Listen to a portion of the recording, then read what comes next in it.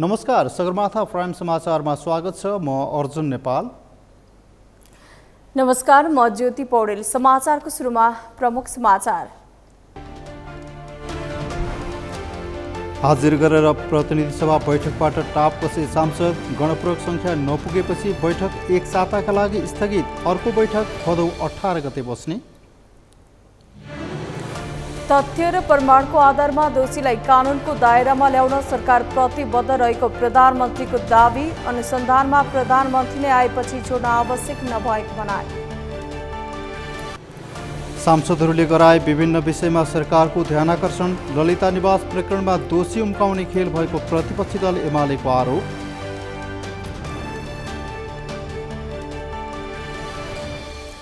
समितिको सभापति लिन सत्ता गठबन्धनसँग कुनै लेनदेन नगरेको राप्रपा अध्यक्ष राजेन्द्र लिङदेनको दाबी। आफूहरूले दलको हैसियत अनुसार समिति सभापति लिएको भनाइ। र नेपाल ऐनलाई संशोधन गर्न बनेको विधेयक 2080 का केही बुँदामा सांसदहरूको आपत्ति। गोलमटोल रूपमा संशोधन अघि बढाइएको काङ्ग्रेस सांसद थापाको आरोप।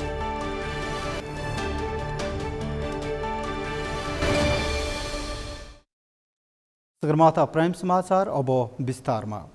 गणपूरक संख्या नपुगेपछि प्रतिनिधि सभा बैठक एक साताका लागि स्थगित गरिएको छ। मंगलबार बसेको बैठकमा प्रधानमन्त्रीले सांसदहरूको प्रश्नको जवाफ दिने क्रममा सांसदहरूको उपस्थिति रहे पनि केही नेपाल ऐनलाई संशोधन गर्न बनेको विधेयक 2080 माथिको सैद्धान्तिक छलफल गर्ने क्रममा सांसदहरू बैठकबाट हिँडेसँगै बैठकका लागि आवश्यक पर्ने 1/4 समेत नपुगेको हो। सभामुख देवराज घिमिरेले केही नेपाल ऐनलाई संशोधन गर्न बनेको विधेयक 2080 लाई निर्णयार्थ प्रस्तुत गर्न लागेपछि सांसदहरूले नियमापत्ति जनाउँदै गणपूरक संख्या नपुग्ने भन्दै सांसदहरूको संख्या गणना गर्न माग गरेका थिए। उनीहरूले संख्या नपुगेको भन्दै विधेयकको विषय अघि नबढाउन गरेको आग्रहपछि गणना गर्दा सांसद संख्या नपुगेको हो। सभामुखले घण्टी बजाएर सांसद संख्या गणना गर्न लगाउँदा बैठक सञ्चालनका लागि कम्तीमा 69 जना सांसद हुनुपर्नेमा 59 जना मात्रै रहेका थिए। संख्या नपुगेपछि सदनको बाँकी कार्यसूची स्थगित गर्दै बैठक एक सातापछि बस्ने गरी स्थगित गरिएको छ। प्रतिनिधि सभाको अर्को बैठक भदौ 18 गते बस्ने भएको छ।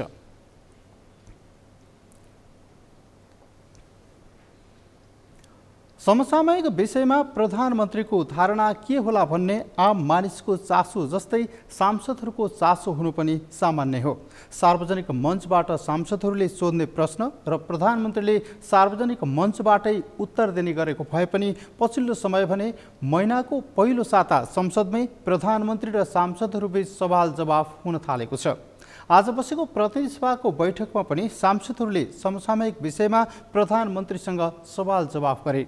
कस्तो भयो त आजको प्रतिनिधि सभा बैठकमा प्रधानमन्त्री र सांसदहरूको सवाल जवाफ। अमृत ठकालको रिपोर्ट।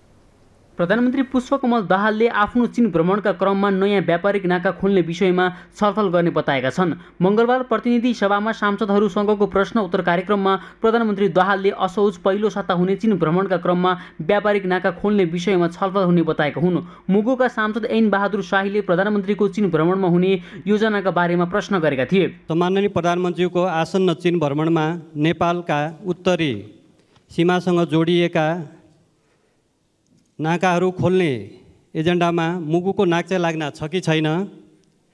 यदि छैन भने एजेन्डामा समावेश गरियोस्। यो नाका खुलेमा मुगु लगायत समग्र कर्णाली प्रदेशको आर्थिक समृद्धिमा महत्त्वपूर्ण टेवा पुग्नेछ। मेरो आसन्न चीन भ्रमणको क्रममा चीन र नेपाल बीच नयाँ व्यापारिक नाका खोल्ने विषयमा समेत छलफल हुने कुरा करिब निश्चित भएको छ। त्यस सन्दर्भमा मुगुको नाक्चे लाग्न जो मलाई धेरै पहिलेदेखि त्यसको बारेमा स्थानीय जनसमुदाय र जनप्रतिनिधिले कुरा राख्दै पनि आउनु भएको छ। त्यो विषय पनि मैले त्यहाँ कुरा उठाउने र त्यसबारेमा एउटा निष्कर्ष लिने मेरो कोसिस हुनेछ। प्रश्न उत्तरका क्रममा सांसद ईश्वरी देवी नेउपानेले प्रधानमन्त्री पुष्पकमल दाहाललाई आफूलाई बहुमत दिए जातीय राज्य दिन मिल्छ भन्ने प्रश्न गरेकी थिइन्। यो प्रश्नको स्पष्ट जवाब प्रधानमन्त्रीले नदिए पनि आफूले पहिचानको कुरा गर्दा कसैको पहिचान र आस्थामा कुनै खालको विभेद नभएको बताए। साथै प्रधानमन्त्री दाहालले परापूर्व कालदेखि चलिआएको सामाजिक एकतालाई खलल पुग्ने खालका कुनै पनि कार्य हुन नदिन सरकार दृढ रहेको बताए। 131 भाषाभाषी 142 जात जाति बसोबास गर्ने हाम्रो सुन्दर देश नेपाल यो हाम्रो पुँजी हो। यसलाई बचाएर राख्नु हाम्रो कर्तव्य पनि हो।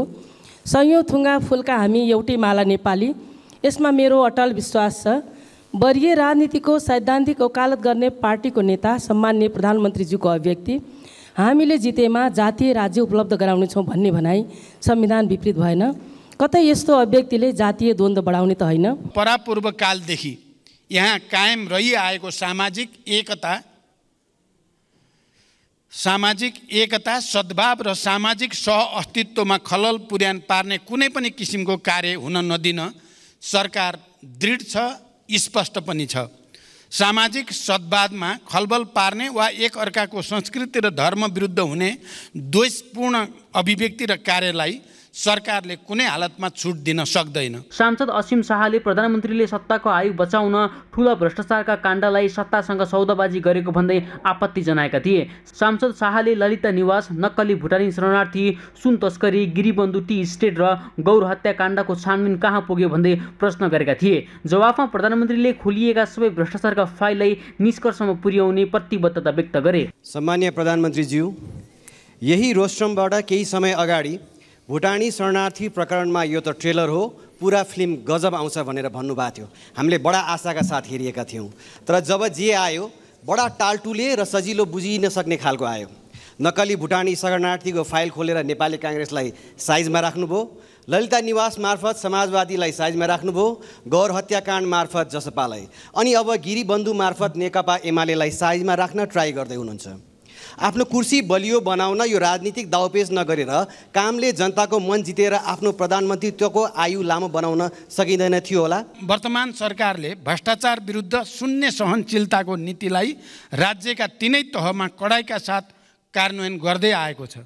यस अवधिमा सार्वजनिक प्रशासनलाई स्वच्छ, सक्षम, निष्पक्ष, पारदर्शी र व्यावसायिक र जवाबदेही बनाउँदै भ्रष्टाचारलाई कडाइका साथ नियन्त्रण गर्न सरकारले विभिन्न नीतिगत तथा कानुनी तथा संस्थागत सुधारलाई अघि बढाएको छ।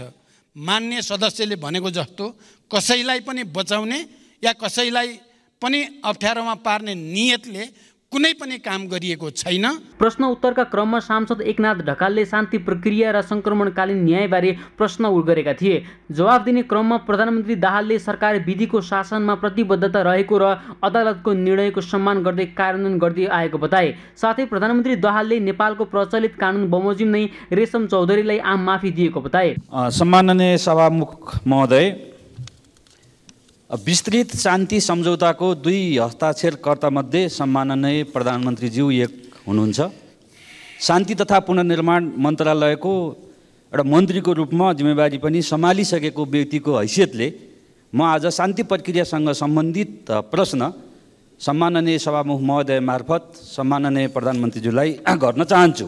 नेपालको संविधानको धारा 276 मा राष्ट्रपतिले कुनै न्यायिक वा अर्धन्यायिक निकाय वा प्रशासकीय पदाधिकारी वा निकायले गरेको सजायलाई कानुन बमोजिम माफी, मुल्तवी, परिवर्तन वा कम गर्न सक्ने संवैधानिक व्यवस्था रहेको कुरा जानकारीमै छ हामी सबैलाई। संविधानको उक्त व्यवस्था र मुलुकी फौजदारी कार्यविधि संहिता 2074 मा समेत रहेको व्यवस्था बमोजिम रेशम चौधरीले गृह मन्त्रालय मार्फत सम्मान्य राष्ट्रपतिज्यूलाई सम्बोधन गरी निवेदन दिनुभएकोमा महान्यायाधिवक्ताको कार्यालयको राय समेतका आधारमा प्रचलित कानुन बमोजिम नै नेपाल सरकार मन्त्री परिषदबाट गणतन्त्र दिवस 2080 का अवसरमा निजलाई माफी गर्नका लागि सिफारिस गरिएको तथ्य म प्रश्न गर्न चाहन्छु। हरेक महिनाको पहिलो साता प्रधानमन्त्री र सांसदहरू बीच प्रश्न उत्तर गर्ने व्यवस्था छ। अघिल्लो साता हुनुपर्ने प्रश्न उत्तर कार्यक्रम सांसदको अवरोधका कारण हुन सकेको थिएन। संसद सचिवालयले बुझाएको प्रश्न प्रधानमन्त्री कार्यालयमा पुगेपछि प्रधानमन्त्रीले जवाफ तयार पार्ने र उत्तर दिने अभ्यास छ। सगरमाथा टेलिभिजनका लागि क्यामेरामा गौरव खड्काका साथमा अमृत ढकाल, काठमाडौँ। नेकपा माओवादी केन्द्रका नेता वर्षमान पुनले सामाजिक न्याय र सुशासनको प्रत्याभूति दिलाउन राज्य शक्तिको दुरुपयोग हुन नहुने बताउनु भएको छ। पुनले सामाजिक न्याय र सुशासनका लागि सरकारले चालेका कदमलाई सबैले समर्थन गर्नुपर्ने भन्दै सरकारले पनि कसैलाई आग्रह र पूर्वाग्रह राखेर काम गर्न नहुने बताउनुभयो। उहाँले नेपाल बहुजातीय, बहुधार्मिक, बहुसांस्कृतिक विविधतायुक्त देशका रूपमा रहने गरी संवैधानिक व्यवस्था रहेकाले आपसी सद्भाव, समन्वय र सामञ्जस्यता कायम राख्नुपर्ने बताउनुभयो। सामाजिक न्याय सम्बन्धी नीति सही छ। यसमा प्रधानमन्त्रीजीले भर्खरै पनि राख्नुभयो। त्यसमा दृढतापूर्वक खास गरी सुशासनको मामिलामा अगाडि बढेको छु। त्यसमा स्वयं प्रधानमन्त्री, सिटिङ प्रधानमन्त्री या आफ्ना दलका कोही नेतातिर त्यो चाहिँ अनुसन्धानको सुई सोझिए पनि त्यसको लागि म तयार छु। त्यसको अनुसन्धान गर्न सम्बन्धित निकाय कम्पिटेन्ट अथोरिटीलाई मैले निर्देशन गरेको छु भन्नुभएको छ। अहिलेसम्मको कोही पनि बहालवाला प्रधानमन्त्रीले यस्तो घोषणा, यस्तो खालको चुनौती कसैलाई दिने या त्यस्तो उद्घोष गर्नुभएको छैन। त्यसलाई म सम्मान गर्दछु, धन्यवाद व्यक्त गर्दछु। विशेष समयमा बोल्दै एमालेका प्रमुख सचेतक पदम गिरीले ललिता निवास जग्गा हिनाबिना प्रकरणमा संलग्न दोषीलाई छानबिन गरी कारबाही गर्न सरकार पछि हट्न नहुने बताउनुभयो।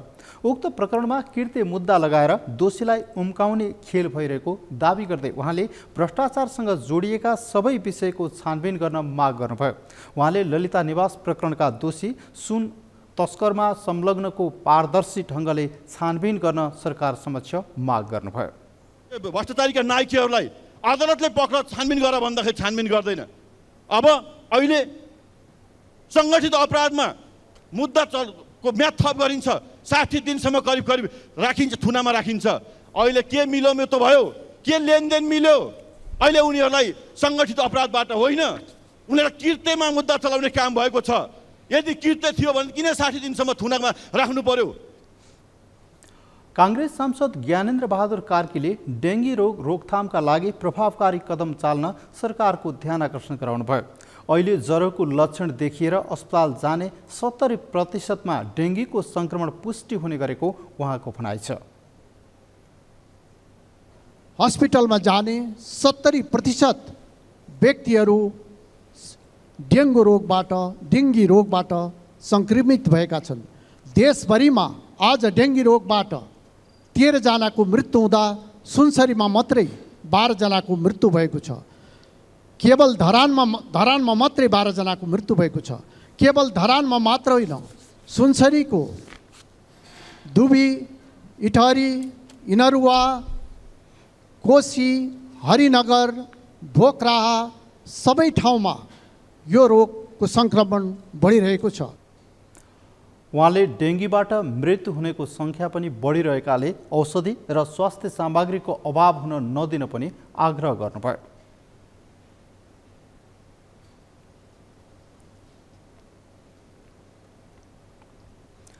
राष्ट्रिय प्रजातन्त्र पार्टीका अध्यक्ष राजेन्द्र लिङदेनले संसदीय समितिको नेतृत्वको विषयलाई लेनदेनमा गाँसेर प्रचार गरेको प्रति पार्टीको ध्यान आकर्षण भएको बताउनु भएको छ। यूएई र साउदी अरबको भ्रमणबाट स्वदेश फर्किएका अध्यक्ष लिङदेनले मंगलबार त्रिभुवन अन्तर्राष्ट्रिय विमानस्थलमा सञ्चारकर्मीहरूसँग कुरा गर्दै लिङदेनले संसदीय समितिको नेतृत्व लिइराख्दा कुनै प्रकारको लेनदेनको सहमति नभएको समेत बताउनुभयो।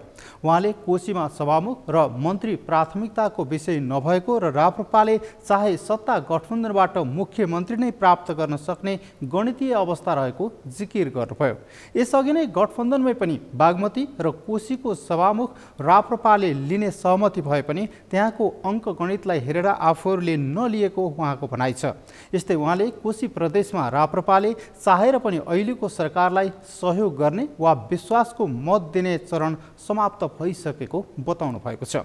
अध्यक्ष लिङदेनले देशको समसामयिक राजनीतिक परिस्थितिमा बहुसंख्यक जनताको अवस्थामा चोट पुग्ने काम भइरहेको टिप्पणी गर्नुभयो। हाम्रो निष्कर्ष छ र धार्मिक तथा सामाजिक सद्भाव कायम गर्नको लागि हिन्दू, बुद्ध, किराँत लगायत सबै धर्मलाई समान सम्मान सहितको हिन्दू राष्ट्र देशको आवश्यकता हो भन्ने कुरामा हाम्रो जोड छ। प्रत्यक्ष निर्वाचित कार्यकारी प्रधानमन्त्री र अभिभावकीय संस्थाको रूपमा राज संस्था हुनुपर्दछ भन्ने कुरा अहिलेको घटनाक्रमले झन बलियो बनाएको छ भन्ने हाम्रो निष्कर्ष छ। र पछिल्लो दिनमा खास गरी म यो हप्ता बाहिर रहेको बेला संसदीय समितिमा राष्ट्रिय प्रजातन्त्र पार्टीले विकास तथा प्रविधि समितिको नेतृत्व गर्ने मौका प्राप्त गरेको विषयलाई लेनदेनसँग गाँसिएर प्रचार गरेको प्रति हाम्रो गम्भीर ध्यान आकृष्ट भएको छ। धार्मिक तथा सामाजिक सद्भाव कायम गर्न सबै धर्मलाई बराबरी सम्मान सहितको हिन्दू राष्ट्र देशको आवश्यकता रहेको उहाँले बताउनुभयो।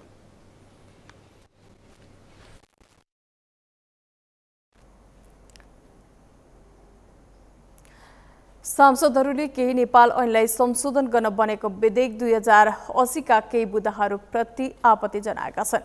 प्रतिनिधि सभाको मंगलबारको बैठकमा नेपाल ऐनलाई संशोधन गर्न बनेको विधेयकमाथिको छलफलका क्रममा उनीहरूले फौजदारी अभियोगमा राजनीतिक आवरण दिई उन्मुक्ति दिने लगायतका विषयहरूप्रति आपत्ति जनाएका हुन्।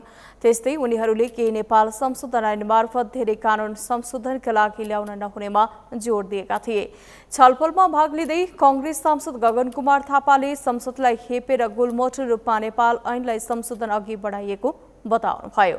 उहाँले जघन्य अपराधमा संलग्नलाई जोगाउने गरी ल्याइएको प्रावधान स्वीकार्य नहुने बताउनुभयो। उहाँले यसअघिको सरकारले लेखेको ड्राफ्टको भारी नबोक्न कानून मन्त्रीलाई सुझाव दिनुभयो। थापाले संसदलाई पेलेर बहुमतका आधारमा विधेयकलाई अघि बढाउन खोजे नयाँ ढंगले सामनाका लागि तयार हुन प्रधानमन्त्रीलाई चेतावनी दिनुभयो। संसदीय व्यवस्थामा सरकारलाई के लाग्छ भने मसँग बहुमत छ, मैले जे ल्याए पनि पारित हुन्छ भन्ने लाग्छ। यो हामीलाई हेपेको, हामी हेपिने कि नहेपिने यो पटक देखाउनु पर्नेछ।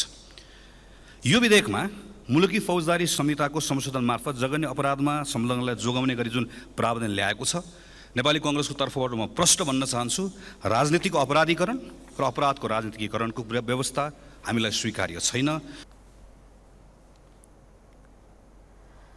कांग्रेस मुख्य सचेतक रमेश लेखकले मुलुकी फौजदारी कार्यविधि संहिता संशोधनका लागि विधेयकमा राखिएका विषय यथास्थितिमा पारित गर्न नहुने बताउनुभयो।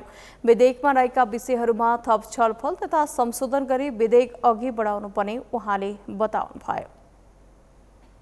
हिंसात्मक क्रियाकलाप छोडेर अहिलेको मूलधारको राजनीतिमा संविधानलाई मानेर व्यवस्थालाई मानेर यदि शान्तिपूर्ण राजनीतिमा फर्किन चाहन्छन् भने त्यसका लागि यदि नेपाल सरकारसँग राजनीतिक सहमति भएको छ भने त्यो सहमति अनुसार त्यस्ता हिंसात्मक गतिविधिमा संलग्न भएका समूहका सदस्यहरू थुनामा रहेकोमा मुक्त गर्ने र मुद्दाहरू खारेज गर्ने व्यवस्था गरेर यसले ल्याएको छ।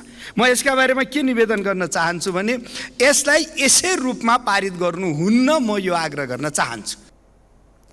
त्यस्तै एमाले सचेतक महेश बतौलाले एकैपटक धेरै विषय एउटै विधेयकमा राखेर संशोधन गर्दा कानून निर्माणका सबै पक्षमा ध्यान पुग्न नसक्ने तर्क गर्नुभयो। उहाँले फौजदारी प्रकृतिका घटनाहरूलाई पनि विधेयकमा हल्का ढंगले राखिएको भन्दै आपत्ति जनाउनुभयो।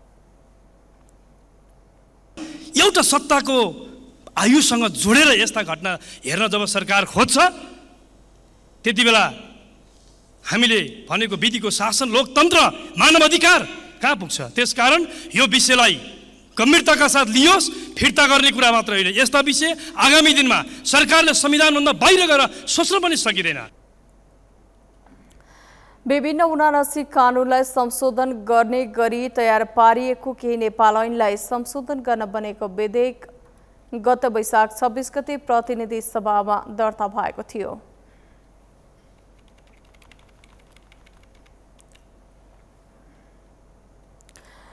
कानून न्याय तथा संसदीय मामिला मन्त्री धनराज गुरुङले केही नेपाल ऐनलाई संशोधन गर्न बनेको विधेयकप्रति आशंका नगर्न आग्रह गर्नुभएको छ। प्रतिनिधि सभाको मंगलबारको बैठकमा उक्त विधेयकमाथिको छलफलका क्रममा उठेका प्रश्नको जवाब दिँदै मन्त्री गुरुङले गलत नियतका साथ उक्त विधेयक नल्याइएको भन्दै आशंका नगर्न आग्रह गर्नुभएको हो। विधेयक ल्याउने क्रममा बिचौलिया हावी भएको सांसदहरूको प्रश्नप्रति उहाँले आफूले निष्ठाको राजनीतिक नछाडेको भन्दै उक्त भनाइप्रति आपत्ति जनाउनुभयो। उहाँले आजका दिनसम्म आफू कहीँ पनि नचुकेको र भोलिको दिन पनि नचुकेको जिकिर गर्नुभयो। निष्ठाको राजनीति गर्न नसकेको दिन आफूले राजनीति नै छाडिदिने उहाँको भनाइ छ। मेरो आपत्ति पनि छ सभामुख महोदय, निवेदन गर्न चाहन्छु म धनराज गुरुङ आजका मितिसम्म कहीँ पनि कतै पनि चुकेको छैन, भोलिका दिनमा चुक्दिन, सिधा कुरा छ मेरो। त्यसो भएको कारणले गर्दाखेरि निष्ठाको राजनीति गर्ने हो, निष्ठाको राजनीति गर्न नसकेको दिनमा बिदा लिएर बस्ने हो, सिधा कुरा छ। सधैँ मन्त्री भइन्छ भन्ने होइन, सधैँ राजनीति गरिरहनु पर्छ भन्ने पनि छैन मलाई मेरो व्यक्तिगत रूपमा। त्यस कारणले गर्दाखेरि बिचौलियाकै विरुद्धमा जीवन लडेर यहाँसम्म आएको छु।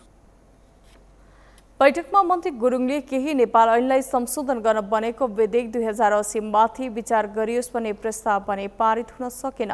गणपूरक संख्या नपुगेपछि मंगलबार उक्त विधेयक अघि बढ्न नसकेको हो।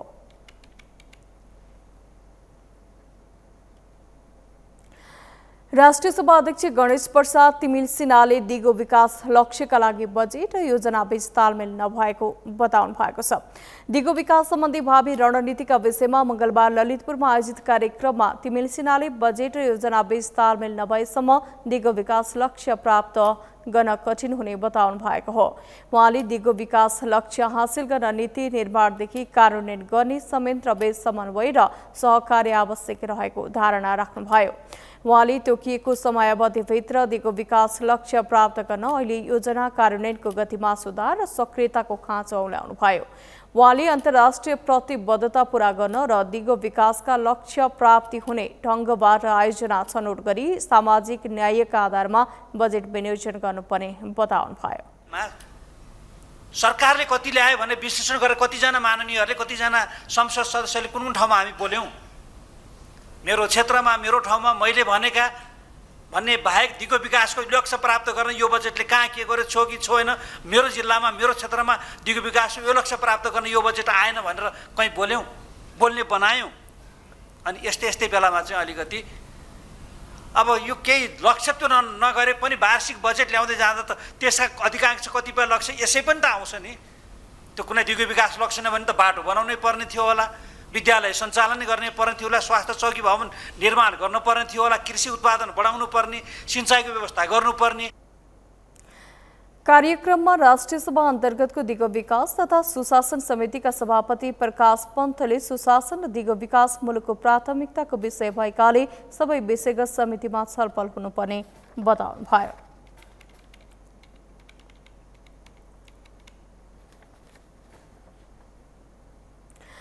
सगरमाथा समाचारमा पालो भएको छ विश्रामपछि आम मानिसले सामान्य सुविधा समेत पाउन नसकेको समयमा आलिशान महल बनाइएको भन्दै चौतर्फी आलोचना, नागरिकका समस्यामा ध्यान दिन आग्रह। समाजवादी मोर्चाको लुम्बिनी प्रदेशमा समिति घोषणा, मोर्चामा आबद्ध दलका 3 जना नेताहरू सदस्य रहने गरी समन्वय कमिटी गठन। र काठमाडौँका मल सपिङ कम्प्लेक्स लगायत व्यावसायिक भवनमा सेवाग्राहीले पार्किङ शुल्क तिर्नु नपर्ने, सेवाग्राही खुसी, मारमा परेको व्यवसायको गुनासो।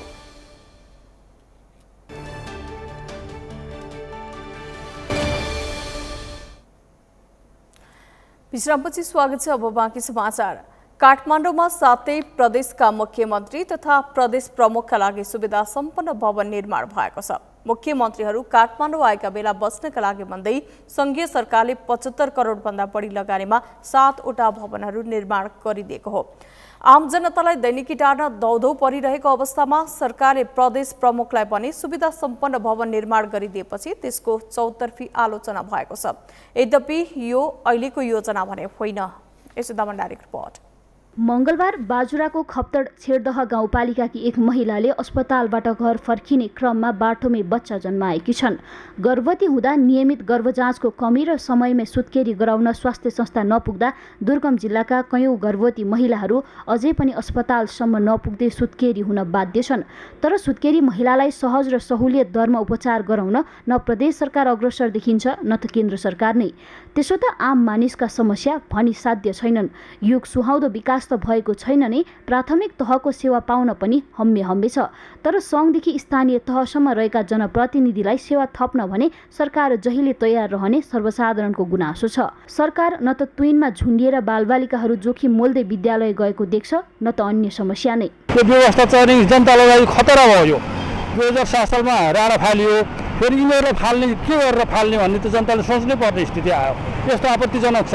यो एकदम सङ्कटकाल निम्ताइरहेको छ। देशमा जनताहरू एकैतिर छटपटाइरहेका छन्, एकैतिर यिनीहरू मोज मस्ती गरिरहेका छन्। यो आपत्तिजनक छ। अहिले केन्द्र सरकार आम जनताका चासो र अत्यावश्यक विषयलाई ओझेलमा पारेर सातै प्रदेशका मुख्यमन्त्री र प्रदेश प्रमुखहरूलाई राजधानीमा आलिशान भवन बनाइदिनमै व्यस्त रहेको भन्दै चौतर्फी आलोचना भइरहेको छ। केन्द्र सरकारले सातै प्रदेशका मुख्यमन्त्री तथा प्रदेश प्रमुखहरूलाई काठमाडौँ आएका बेला बस्नको लागि ललितपुरको भैँसीपाटीमा सुविधा सम्पन्न आवास गृह बनाइदिएको छ। 27 रोपनी 12 आना क्षेत्रफलमा रहेको आवास गृहमा 7 वटा भवन र मुख्यमन्त्री र प्रदेश प्रमुखहरूका लागि छुट्टा छुट्टै 14 वटा ब्लक रहेका छन्। प्रत्येक भवनहरू 3 तलाका रहेका छन्, जसमा प्रदेश प्रमुख र मुख्यमन्त्रीको सम्पर्क कार्यालय, स्वागत कक्ष, बैठक कक्षदेखि भान्सा कोठा, सुत्ने कोठासम्म रहेको छ। कहिलेकाहीँ राजधानी आउने प्रदेशका मुख्यमन्त्री र प्रदेश प्रमुखका लागि केन्द्र सरकारले 75 करोड भन्दा बढी खर्चेर आलिशान बंगला निर्माण गरिदिएको छ। प्रत्येक प्रमुखहरूलाई अब काठमाडौँ आउँदाखेरि उहाँहरू त अब जहाँ गयो त्यहाँबाट काम हुन्छ। त्यही भावनाले त्यो काम हुनु भनेको के हो, त्यो नागरिकहरूलाई सेवा प्रवाहलाई छिटो छरिटो गर्नु नै हो। अब उही प्रदेशमा आऊ त्यही काम गरौँला भनेर बोलाउनु छ त यहाँ आएको बेला यहाँ भेटघाट हुँदाखेरि कार्यकक्ष एउटा व्यवस्थापन गरिदियो भने त्यही मात्र नि तत्काल पनि काम चल्ने भयो भन्ने हिसाबले चाहिँ यो कार्यकक्ष एउटा तल्लामा चाहिँ हामीले कार्यकक्षको व्यवस्थापन गरेका छौँ। कार्यकक्ष व्यवस्थापनमा अब मुख्यमन्त्रीज्यूहरूको कार्यकक्ष भइहाल्यो, रिसेप्सन भयो, पिएको कक्ष भयो, मिटिङ रुम भयो, यी संरचनाहरू हामीले त्यहाँ बनाएका छौँ भने माथिल्लो तल्लाहरूमा चाहिँ अब बेडरुम सुत्नुपर्ने अवस्थामा बेडरुम भयो, अनि एउटा चाहिँ गेस्ट रुम भयो, त्यसपछि एउटा किचन र त्यो डाइनिङको चाहिँ व्यवस्थापन हामीले गरेका छौँ। संघीयतालाई समृद्ध बनाउन नसकेको भन्दै जनतामा निराशा छाइरहेको अवस्थामा काठमाडौँमा प्रदेश प्रमुखका लागि बनाइएका आलिशान बंगलाले व्यवस्थाप्रति आलोचना गर्नेहरूलाई थप बल मिलेको छ। संघीयता सेतो हात्ती बाहेक यसको औचित्य केही नरहेको भन्दै यसका विरुद्धमा आवाजहरू उठिरहेका छन्। सरकारको प्राथमिकता देश विकास, शिक्षा, स्वास्थ्य, रोजगारको विषयमा केन्द्रित हुनुपर्ने थियो, तर सरकारले प्राथमिकता निर्धारण गर्न नसक्दा चौतर्फी आलोचना बेहोर्नु परेको छ।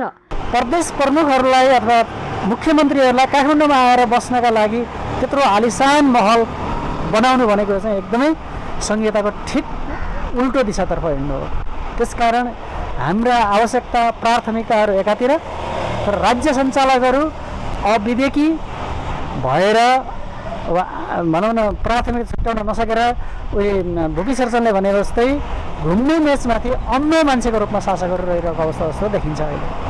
यसअघि प्रदेश प्रमुख र मुख्यमन्त्री काठमाडौँ आउँदा केन्द्र सरकारले अपार्टमेन्टमा मासिक झण्डै 9 लाख रुपैयाँ भाडा तिरेर राख्दै आएको थियो। सरकारले साउन यता भने यो सुविधा कटौती गर्दै उनीहरूका निम्ति छुट्टै सुविधा सम्पन्न भवन निर्माण गरिदिएको हो। सरकारले 7 वटै प्रदेशका मुख्यमन्त्री तथा प्रदेश प्रमुखहरूका लागि यी आलिशान भवनहरू निर्माण गरिदिएको छ। आम जनता घाँस, बाँस र कपासका लागि छटपटाइरहँदा सरकारको त्यतातर्फ ध्यान जानु त परको कुरा, मुख्यमन्त्री तथा प्रदेश प्रमुखहरूलाई आलिशान महल बनाइदिनमै व्यस्त देखिन्छ। सगरमाथा टेलिभिजनका लागि क्यामेरामा लिम्बहादुर खत्रीका साथमा यशोदा भण्डारी, ललितपुर। केन्द्र सरकारले सातै प्रदेशका मुख्यमन्त्री र प्रदेश प्रमुखहरूका लागि काठमाडौँ आएका बेला बस्न भन्दै राजधानीमै सुविधा सम्पन्न भवन निर्माण गरिदिएको छ। आम जनताले सामान्य प्राथमिक सेवा नपाइरहेको समयमा प्रदेश प्रमुख र मुख्यमन्त्रीलाई आलिशान महल निर्माण भएको भन्दै चौतर्फी आलोचना भइरहेको छ। यसै सन्दर्भमा हामीले आजको सगरमाथा जनबोलीमा सर्वसाधारणलाई सोधेका थियौं, प्रदेश प्रमुख र मुख्यमन्त्रीलाई काठमाडौँमा आवासको सुविधा दिने निर्णय तपाईलाई कस्तो लाग्यो? हेरौं उनीहरूको भनाई उनीहरूकै शैलीमा।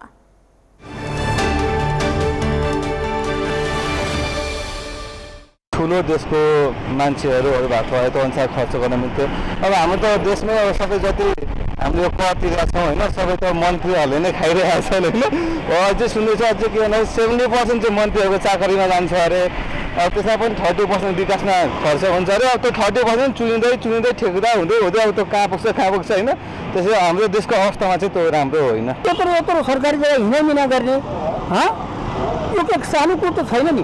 भनेको अरू लाटा जनताले कस्तो गरे होलान्? लाटा जनतालाई यो मारलिट गरेर मोडमिट गरेर आफ्नो पनि सम्पत्ति लुटपाट गरेर खाने यीबाट पनि कुर्सीमा जाने होइन नि। यिनीहरू सम्पत्ति लुट्ने रहेछ नि। चोरै सन्दार सरकार रहेछ यो देशको। कानुन चाहिँ मृत्यु भइसकेको छ। योको हुन्छ नि शासन गर्ने शासकहरूको कानुन माथिल्लो लेभल जाँदै गएको छ क्या। उनीहरू कानुन जनताको कानुन मृत्यु हत्या गरेर यहाँ दिन घन्टौँ हत्या गरिरहेछ। अनि यो आफ्नो लागि आयसमय र माडा खालको बिल्डिङ र इन्जिनियरको लागि सुरक्षित कसरी हुने, आफूलाई सेक्युरिटी राख्नलाई हरेक बिल्डिङ बनाउने, हरेक अफिस बनाउने, जनताको लागि कसरी छिटो काम होस्, डेलिभरी कसरी दियोस्, त्यसमा पटक्कै ध्यान छैन के। उनीहरूले जे गरे न हुन्छ, अब के गर्ने, जे गरे न हुन्छ। अब हाम्रो बोलाकाहरूले सुन्दैन, हामी कतै छैन। जनताहरूतिर हेर्नुपर्ने हो, अब देश विकासतिर लाग्नुपर्ने हो, त्यसको प्राथमिकता दिए राम्रो हुन्छ होला। अब गरिब जनतालाई कसरी माथि लाने त्यो कुरामा सबभन्दा पहिला एक नम्बरमा ध्यान दिए राम्रो हुन्छ होला। सबभन्दा पहिला गरिब जनतालाई माथि कसरी उठाउने, त्यसपछि बिस्तारै त्यस्तो माथि जान्छ होला भन्ने मलाई लाग्छ। सरकारले ध्यान दिनुपर्ने हो।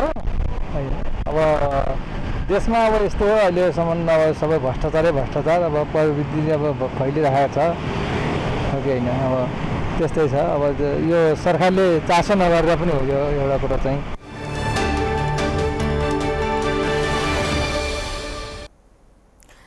समाजवादी मोर्चाको लुम्बिनी प्रदेशमा समिति घोषणा गरिएको छ। बुटोलमा आयोजित समाजवादी मोर्चाको सन्देश सभामा समितिका सदस्यहरूको नाम घोषणा गरिएको हो। मोर्चामा आबद्ध दलका 3 जना नेताहरू सदस्य रहने गरी समन्वय कमिटी गठन गरिएको जानकारी दिएको छ। मोर्चामा नेकपा माओवादी केन्द्रका तर्फबाट लुम्बिनी अध्यक्ष सुदर्शन बराल, उपाध्यक्ष दुर्गा बहादुर थारू र सचिव कृष्ण अधिकारी सदस्यका रूपमा चयन भएका छन्। यसैगरी एकीकृत समाजवादीको तर्फबाट पोलिट ब्युरो सदस्य सोम पाण्डे, निर्मल सुवेदी र मिटमणि चौधरी रहेका छन्।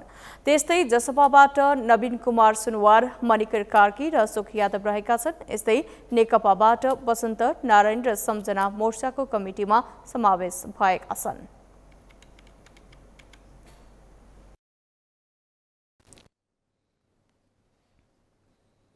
दुधको व्यवस्थापन गर्ने एकमात्र सरकारी निकाय दुग्ध विकास संस्थान डीडीसीको चरम लापरवाहीहरू सार्वजनिक भइरहेका छन्। एकै कृषकको 9 करोड रुपैयाँसम्म भुक्तानी गर्न नसकेको डीडीसीले कृषकलाई उल्टै धम्काएको घटना समेत बाहिरिएको छ। लामो समयदेखि पैसा नदिएर कृषकलाई पीडित बनाएको डीडीसीले पैसा नदिए विरोध र आत्मदाह गर्छु भन्ने किसानलाई पेट्रोल ल्याइदिन्छु भन्दै धम्काएको खुलासा भएको छ। अभिषेक सुनारको रिपोर्ट। डीडीसी भन्ने बित्तिकै धेरैलाई दुध, दही, घिउ लगायतका दुग्ध उत्पादन गर्ने संस्था हो भन्ने थाहा छ। हुन पनि दुधको व्यवस्थापन गर्ने एकमात्र सरकारी निकाय नै हो दुग्ध विकास संस्थान अर्थात् डीडीसी। तर अहिले यही डीडीसीका भट्टाभट चरम लापरवाहीहरू सार्वजनिक भइरहँदा खराब नेतृत्वले कसरी संस्था डुब्छ र कसरी बदनाम बन्छ भन्ने छर्लङ्ग पारेको छ। व्यवसायमा राज्यले सहजीकरण नगर्दा घाटा भएपछि व्यापारीले आत्मदाह गर्ने र आफ्नो परिश्रम अनुसारको मूल्य नपाउँदा किसानले सडकमा तरकारी र दुग्धजन्य वस्तु फालेर विरोध गर्ने क्रम व्याप्त छ। जसमध्ये शरीरमा पेट्रोल छर्केर आत्मदाह गर्ने घटना पछिल्लो समय चर्चामा छ। यसरी आत्मदाह गर्नेहरू उद्यमी र किसानलाई निरुत्साहित गर्न उनीहरूको व्यवसाय र पेसाको संरक्षण गर्नु र कसैले कोसिस गरे सम्झाइ बुझाइ गर्नु राज्यको दायित्व हो। तर दुधको व्यवस्थापन गर्ने देशको एक मात्रै सरकारी संस्था डीडीसीले किसानलाई आत्मदाह गर्न भन्दै उल्टै धम्क्याएको छ। डीडीसीको बालाजु शाखाका म्यानेजर गणेश प्रसाद यादवले दुधको पैसा नदिए आत्मदाह गर्छु भन्ने किसानलाई उल्टै मर्न पेट्रोल दिने भन्दै धम्काएका छन्। एक पटक यो दृश्य हेरौँ। भक्तपुर सङ्कलन हो, भक्तपुर सङ्कलनको दुध फाले हो कैन? हामीले तिरेको करले तलब खानी कुर्सीमा बसेर पेट्रोल ल्याउँछु भन्ने। यो दृश्य डीडीसीको बालाजु शाखामा कृषक र म्यानेजर बीच भएको विवाद हो। जुन विवादका क्रममा म्यानेजर यादवले आत्मदाह गर्ने हो भने पेट्रोल ल्याइदिने भन्दै कृषक धम्क्याए। सरकारी संस्थाको कुर्सीमा बसेर कृषकलाई यसरी धम्क्याउने यी म्यानेजरले कृषकको करिब 9 लाख बराबरको दुध अखाद्य भएको भन्दै फालिदिएपछि विवाद सिर्जना भएको थियो। 22 वर्षदेखि नियमित दुध दिइरहेका किसानको 9 करोड रुपैयाँ दिन नसकेपछि उनले दुध फालिदिएको त्यहाँका कर्मचारीहरूले नै बताएका छन्। हामी चाहिँ मर्नुपर्ने अवस्था आइसक्यो। यदि तपाईँले हाम्रो पैसा दिनुहुन्न भने हामी आन्दोलन गर्छौँ, यहाँ अनसन बस्छौँ, हामी आत्मदाह गरेर मर्छौँ, हामी आत्मदाह गर्ने अवस्थामा पुग्यौँ भन्दाखेरि म्यानेजर साहबले के भन्नुभयो भने म पेट्रोलको व्यवस्था गरिदिन्छु भन्नुभयो है। अब यो कुरा म बोल्दै गर्दाखेरि आज म त्यहीँको स्टाफ हो, म त्यहीँ जाहिर खानुपर्छ, त्यही म्यानेजरसँग काम गर्नुपर्छ। त्यो यो न्युजमा मैले यो कुरा बोल्दै गर्दा सायद मलाई संस्थानको विरुद्ध बोली भनेर भोलि कारबाही पनि गर्ला हैन, मलाई ज्यान पनि मार्ला। डीडीसी बालाजु शाखाको म्यानेजरको यो हरकत पद र मर्यादाको विपरीत हो। कृषकलाई पैसा दिन नसकेर दुध पोखिदिने र अखाद्य भएको भन्दै फर्काउने निज काममा म्यानेजर यादव उत्रिएका थिए। यसरी म्यानेजर यादवको हरकत र कृषकहरूप्रति तुच्छ व्यवहार गर्नुको एउटै कारण चाहिँ डिडिसी प्रमुख सञ्जीव कुमार झा हुन्। डिडिसीको महाप्रबन्धक भएर बसेका सञ्जीव कुमार झाले मनपेट दिएकै कारण बालाजु म्यानेजर यादवले कृषकलाई धम्क्याएका हुन्। डिडिसीलाई लुटेर खोक्रो बनाउनतर्फ लागेका महाप्रबन्धक झाले आफ्नो आसेपासेका मान्छे राखेर कृषकहरूलाई दुःख दिएको यसअघि नै उजागर गरिसकेका छौँ। सञ्जीवको हरकत त कतिसम्म थियो भने किसानले भारतबाट नेपालमा खुला दुध ल्याउन नपाइने भने पनि उनले सीमामा सङ्कलन केन्द्र राखेर भारतीय दुध नेपालमा ओसार्थे र अझ विडम्बना भारतीय किसानको पैसा तिर्न उनको हात कहिल्यै खाली भएन। तर स्वदेशी कृषकको पैसा चाहिँ महाप्रबन्धक झाले पनि नदिएको आरोप छ। तर झा भने म्यानेजरलाई परिचालित गरेर कृषक ठगेको भन्ने प्रश्नमा यस्तो जवाब दिन्छन्। कानुनी दायरामा बसेर चाहिँ काम गरेको हाम्रो सिस्टमलाई चाहिँ तपाईँको हाम्रो एउटा कुनै तपाईँको पोलिसीले गभर्न गर्छ। तपाईँको हामीले गरेका हरेक गतिविधि कुनै कर्मचारीलाई प्लेसमेन्ट गर्ने राख्ने होइन, हामी चाहिँ सङ्कलन गर्ने, हाम्रा हिसाब किताब, हाम्रा कारोबार, होइन तपाईँले सोधेका आयात निर्यातका कुराहरू, होइन हरेक कुराहरूलाई चाहिँ हाम्रा एउटा केही पोलिसीले चाहिँ गभर्न गर्छ। तपाईँको कुनै एउटा तपाईँको हाम्रो एउटा सिस्टम छ, जिएम छ, डिजिएम छ, विभागीय प्रमुखहरू छन्, तपाईँको विभिन्न आयोजना छ, आयोजनाको आफ्नो एउटा स्वतन्त्र तपाईँको प्रशासनिक क्षेत्र छ, कार्यक्षेत्रहरू छ। तपाईँको त्यहाँ हामी हस्तक्षेप गर्न जाँदैनौँ। तपाईँको हामी केन्द्रीय कार्यालय आफ्नो एउटा प्रशासनिक जुरिडिक्सन दिएको हुन्छ। तपाईँको त्यही तहतमा चाहिँ तपाईँको हामीका काम हुने, त्यही तहतमा हामीका काम हुने गर्छ। चाहिँ त्यहाँको कर्मचारीले तपाईँको फिल्ड लेभलको, युनिट लेभलको, माइक्रो लेभलको कर्मचारीलाई केन्द्रीय कार्यालय तपाईँको एउटा जिएम जस्तो पदको मान्छेले एउटा चिसियान इन्चार्ज कर्मचारीलाई तपाईँको परिचालन गर्ने, चलाउने भन्ने यस्ता विषयहरू चाहिँ हुँदैन। तपाईँको महाप्रबन्धक सञ्जीव कुमार झाले चिस्यान केन्द्रका कर्मचारीहरूलाई समेत परिचालित गरेर दुग्ध विकास संस्थानलाई ठगेको प्रमाण सगरमाथा टेलिभिजनले फेला पारेको छ, जुन केही समयक्रमसँगै पर्दाफास हुनेछ। नेतृत्वमा सञ्जीव कुमार झा आएपछि डिडिसीको अधोगति सुरु भएको छ। कुनै बेला नेपालको दुग्धजन्य पदार्थको व्यापारमा 70% भाग ओगटेको डिडिसी सञ्जीवको नेतृत्वपछि 30%मा खुम्चिएको छ। तर पनि सञ्जीव र उनको मनपेट पाएर मनपरी गर्ने कर्मचारीलाई राज्यले कारबाही गर्न नसक्दा मजदुर र कृषकहरू मारमा परेका छन्। यतातर्फ राज्यको ध्यान कहिले जाला, यो हाम्रो चासो सहितको खबरदारी पनि हो। सगरमाथा टेलिभिजनका लागि क्यामेरामा प्रताप लामाका साथ अभिषेक सुनार, काठमाडौँ। काठमाडौँ महानगरपालिकाले व्यावसायिक भवन सेवा प्रदाय कार्यालयहरूले पार्किङ शुल्क लिन नपाउने व्यवस्था गरेको छ। उच्च अदालत पाटनले अन्तरिम आदेश दिएसँगै काठमाडौँ महानगरले व्यावसायिक भवनहरूले पार्किङ शुल्क लिन नपाउने व्यवस्था गरेको हो। यसबाट महानगरलाई निःशुल्क पार्किङ सम्बन्धी व्यवस्था कार्यान्वयन गर्न सहज हुने भएको छ। यमुना सापकोटाको रिपोर्ट। काठमाडौँमा निजी सवारी हुनेहरूले कतै कम्प्लेक्स वा कुनै सेवा प्रदायक भवनहरूमा जानु पर्यो भने त्यहाँ उनीहरूले पार्किङ शुल्क बुझाउनुपर्छ। विशेष गरी ठुला मल, कम्प्लेक्स, मार्ट वा कुनै निजी सेवा प्रदायक संस्थाहरूमा सेवा लिन जाँदा सेवाग्राहीले लगेको सवारी पार गर्नु परे उनीहरूले पार्किङ शुल्क उठाउँदै आएका छन्। यस्ता व्यावसायिक भवनहरूले सेवाग्राहीहरूसँग मनलाग्दी रूपमा पार्किङ शुल्क असुल्दै आएको छ। त्यसमा पनि कतिपय भवनहरूमा त आफ्नै पार्किङ समेत छैन। यस्तै सेवा प्रवाह गर्ने कतिपय अस्पतालहरूमा पनि आफ्नै पार्किङ छैन, जसका कारण सेवाग्राहीले शास्ति खेप्दै आएका छन्। तर अब भने काठमाडौँ महानगरपालिकाले व्यावसायिक भवन, मल, अस्पताल, निजी मार्ट, सपिङ कम्प्लेक्स, रेस्टुरेन्ट जस्ता सेवा प्रदायकहरूले आफ्ना सेवाग्राहीहरूलाई पार्किङ शुल्क लिन नपाउने व्यवस्था गरेको छ। उच्च अदालत पाटनले अन्तरिम आदेश दिएसँगै महानगरले सेवा प्रदायक भवनहरूले पार्किङ शुल्क लिन नपाउने व्यवस्था कार्यान्वयन गरेको छ। पार्किङको लागि चाहिँ व्यावसायिक भवनमा चाहिँ प्रयोग गर्दाखेरि त्यो भवनमा उसले चाहिँ पार्किङ मात्र होइन, त्यहाँबाट चाहिँ काम गरेको पनि हुनु पर्यो। त्यो ठाउँबाट चाहिँ उसले चाहिँ कुन ठाउँमा के प्रयोजनको लागि चाहिँ काम गरे हो, पार्क बाहिर चाहिँ काम गर्ने अनि गाडी चाहिँ त्यहाँ पार्किङ गर्ने अवस्था रह्यो भने उसको चाहिँ चार्ज लाग्छ। र त्यही भवनमा उसले प्रयोजन गरेको अवस्था छ भने त्यसले चाहिँ अब पार्किङ शुल्क चाहिँ लिन चाहिँ पाइँदैन। काठमाडौँ महानगरपालिकाको आर्थिक ऐन 2080मा पार्किङ सम्बन्धी व्यवस्था गरिएको छ। सो ऐनमा सपिङ कम्प्लेक्स, मल, रेस्टुरेन्ट, निजी मार्ट, अस्पताल लगायत स्वास्थ्य सेवा प्रदायक संस्थाले सेवाग्राहीबाट सवारी पार्किङ गरे बापत शुल्क लिन नपाउने व्यवस्था उल्लेख गरिएको छ। साथै ऐनले शुल्क लिन पाइने भनेर तोकेको स्थानमा सवारी साधनको पार्किङ अवधि, क्षेत्र र सवारीको प्रकृतिको आधारमा शुल्क निर्धारण गरिएको छ। यसमा पनि अपाङ्गता भएका व्यक्तिले प्रयोग गर्ने सवारी साधन, अल्पकालीन सेवाका सवारी साधन र महानगरले तोकेको अन्य सवारी साधनलाई भने सेवा प्रदायक संस्था तथा भवनहरूले निशुल्क पार्किङको व्यवस्था गर्नुपर्नेछ। महानगरले गरेको यस व्यवस्थाले सर्वसाधारणहरू सन्तुष्ट छन्। अब पार्किङ पनि तपाईँको गएर अब त्यहाँ पनि धेरै महँगो लिएको हुन्छ कि ठिक तरिकाले थोरै मात्रै लिएको भए पनि हुने होइन, पार्किङ पनि धेरै लिएको हुन्छ। पार्किङ शुल्क नलिएकै राम्रो लाग्छ होइन, किनभने अब यस्तो हस्पिटलहरू जस्तो ठाउँमा, यस्तो सपिङ सेन्टरहरू ठाउँमा जस्तो ठाउँमा चाहिँ नलिएकै हुन्थ्यो जस्तो लाग्छ। व्यावसायिक भवनमा पार्किङ व्यवस्थापनका नाममा कर्मचारी राखिने गरिन्छ।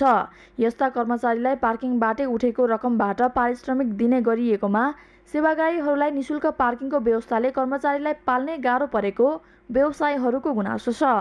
गाडीहरू चाहिँ 80-90वटा अट्छ। अब उहाँहरू आउने साथै अब फ्री गर्नु पर्यो भने त हामीहरू स्टाफहरू यहाँ चाहिँ 15-16जना छ, के गरेर पाल्ने? फ्री भयो भने सक्दैन। दिनभरि डुलेर आउने अनि यहाँ चाहिँ फिल्म एकचोटि हेऱ्यो पार्किङ फ्री।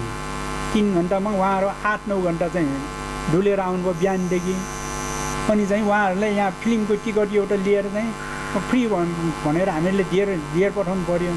महानगरको आर्थिक ऐन 2080 अनुसार व्यावसायिक भवनमा सेवाग्राही बाहेक अन्यसँग भने महानगरले तोके अनुसारको पार्किङ शुल्क लिन पाउने व्यवस्था छ।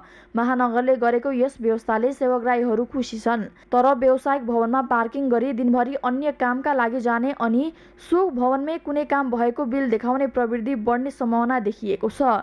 तसर्थ यसतर्फ महानगरको ध्यानाकर्षण हुन आवश्यक छ। सगरमाथा टेलिभिजनका लागि क्यामेरामा सुनिल कोलीका साथमा यमुना सापकोटा, काठमाडौँ।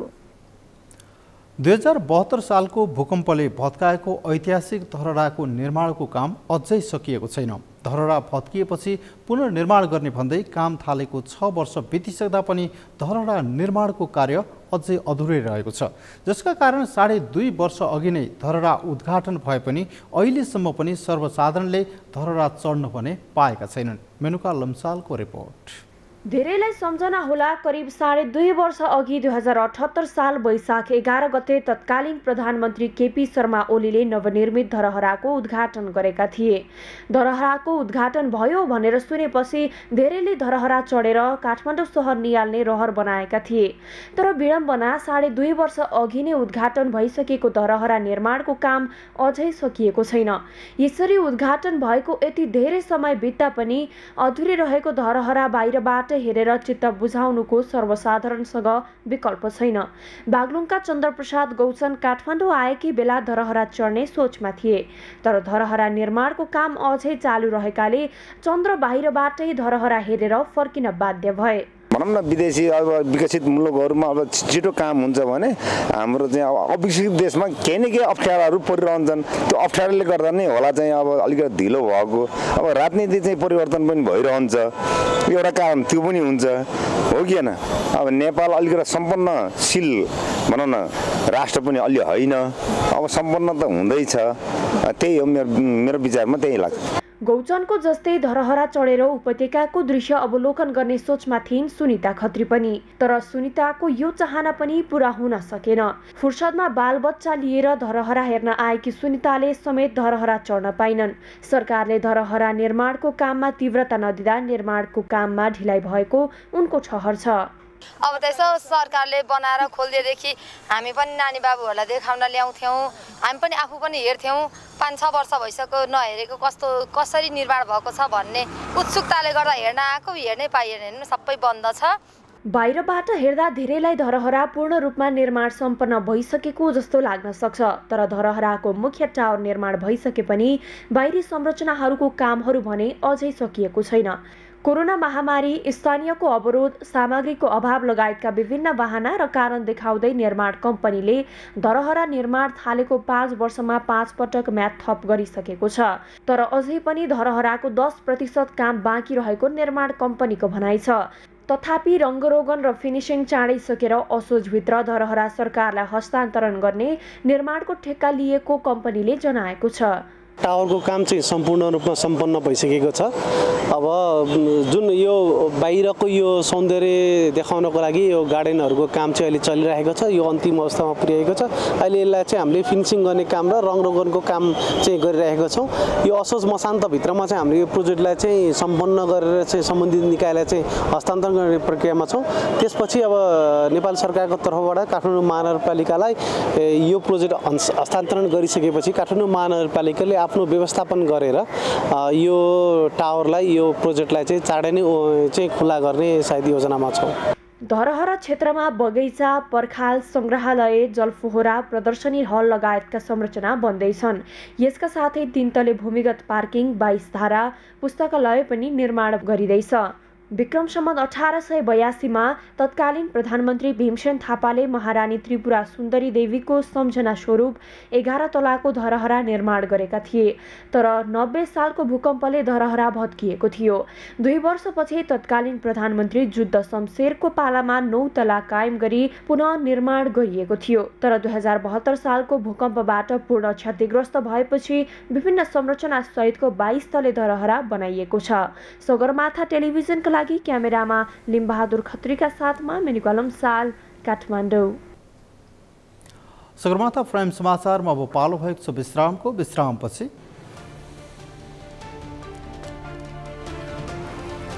पाकिस्तानका पूर्व प्रधानमन्त्री इमरान खानलाई सुनाइएको 3 वर्षको जेल सजाय उच्च अदालतले निलम्बन गर्यो। इस्लामाबादको ट्रायल कोर्टले गरेको आदेश निलम्बन।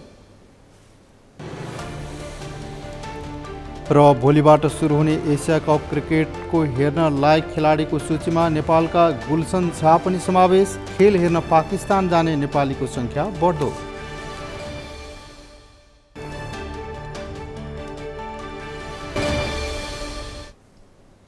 विश्रामपछि सगरमाथा प्राइम समाचारमा पुनः स्वागत छ। अब पालो भएको छ अन्तर्राष्ट्रिय समाचारको।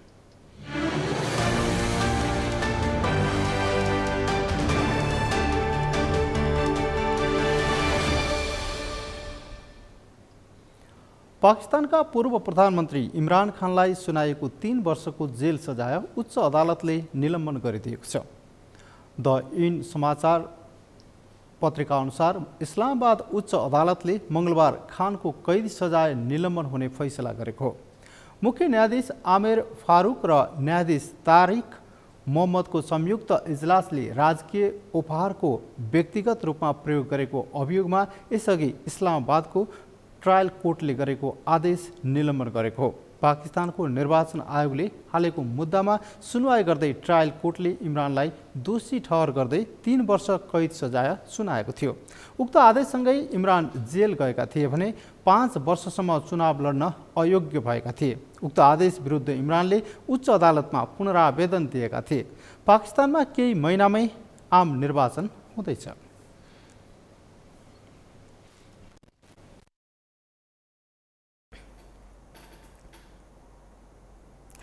सगरमाथा समाचारमा पालो अर्थ समाचारको।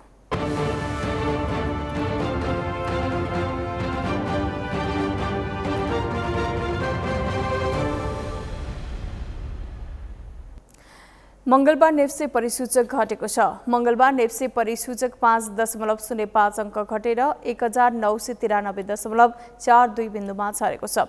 त्यसैगरी मंगलबार सेन्सिटिभ इन्डेक्स 0.71 अङ्कले घटेको छ भने सेन्सिटिभ फ्लोट इन्डेक्स 0.39 अङ्कले घटेको छ। नेप्से सूचकसँगै कारोबार रकम पनि घटेको छ। अघिल्लो कारोबारको दिन 98 करोड भन्दा बढीको शेयर खरिद बिक्री भएको बजारमा आज 278 स्टकको 29,640 पटकको कारोबारमा 86 करोड 51 लाख 20 हजार रुपैयाँ बराबरको 40 लाख 6 हजार किता शेयर खरिद बिक्री भएको छ। मंगलबार 13 उपसमूह मध्ये 4 उपसमूहको परिसूचक बढेको छ भने बाँकी 9 उपसमूहको परिसूचक घटेको छ। आज लगानी, म्युचुअल फन्ड, निर्जीवन बीमा र व्यापार उपसमूहको परिसूचक बढेको छ भने बाँकी उपसमूहको परिसूचक घटेको छ।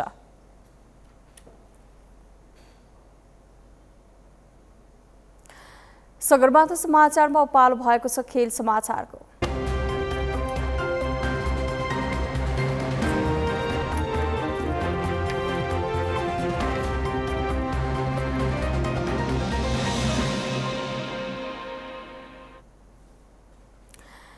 अन्तर्राष्ट्रिय क्रिकेट काउन्सिल आइसिसीले प्रतियोगिता हेर्न लायक 6 खेलाडीको सूची तयार पारेको छ। बुधबारबाट सुरु हुने एसिया कपमा 6 वटा राष्ट्रबाट सहभागिता जनाउने खेलाडीहरूमध्ये आइसिसीले प्रतियोगिता हेर्न लायक 6 खेलाडीको सूची तयार पारेको हो। सूचीमा नेपाली क्रिकेटर गुलसन झाको नाम पनि समावेश भएको छ। यमुना सापकोटाको रिपोर्ट। नेपाली क्रिकेटर गुलसन झा यति बेला चौतर्फी चर्चामा छन्।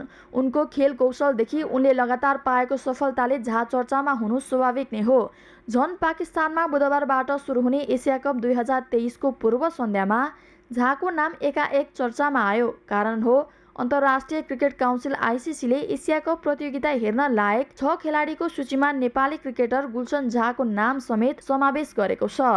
कपमा सहभागी 6 वटे राष्ट्रका खेलाडी मध्ये आइसिसीले प्रतियोगिता हेर्न लायक खेलाडीको सूची तयार पार्दा नेपालका fast bowling all-rounder Gulsan Jha पनि परेका छन्।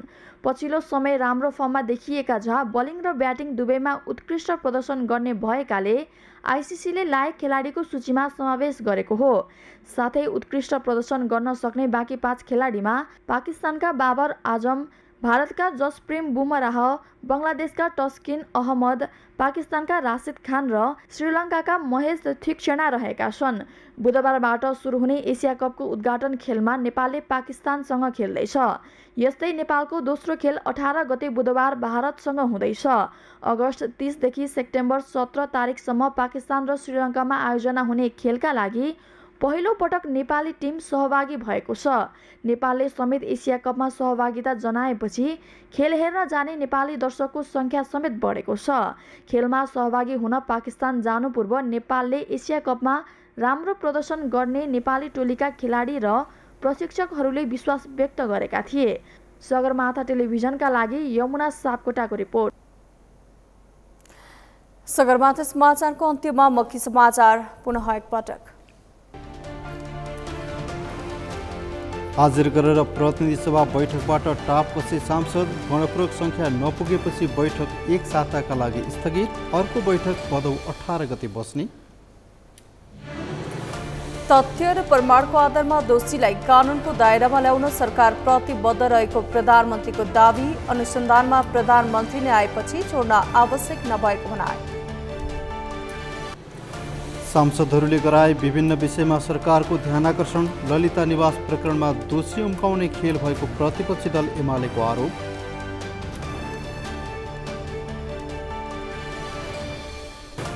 समितिको सभापति लिन सत्ता गठबन्धनसँग कुनै लेनदेन नगरेको राप्रपा अध्यक्ष राजेन्द्र लिङदेनको दावी। आफूहरूले दलको हैसियत अनुसार समिति सभापति लिएको भनाए। र नेपाल ऐनलाई संशोधन गर्न बनेको विधेयक 2080 का केही बुँदामा सांसदहरूको आपत्ति। गोल मटोल रूपमा संशोधन अघि बढाइएको काङ्ग्रेस सांसद थापाको आरोप। हौस् त सगरमाथा प्राइम समाचार अहिलेलाई सकियो। तपाईँ समाचार बुलेटिनका साथै सगरमाथा टेलिभिजनका सम्पूर्ण कार्यक्रम www.sagarmatha.tv मा पनि पढ्न र हेर्न सक्नुहुनेछ। साथै युट्युबमा youtube.com/sagarmatha TV नेपालमा हेर्न सक्नुहुनेछ। तपाईँ हामीलाई फेसबुकमा पनि facebook.com/STV नेपालमा फलो गर्न सक्नुहुनेछ। समाचारको शिखर नेपालको गौरव नेपालको पहिलो न्युज च्यानल सगरमाथा टेलिभिजन हेर्दै गर्नुहोला। नमस्कार। नमस्कार।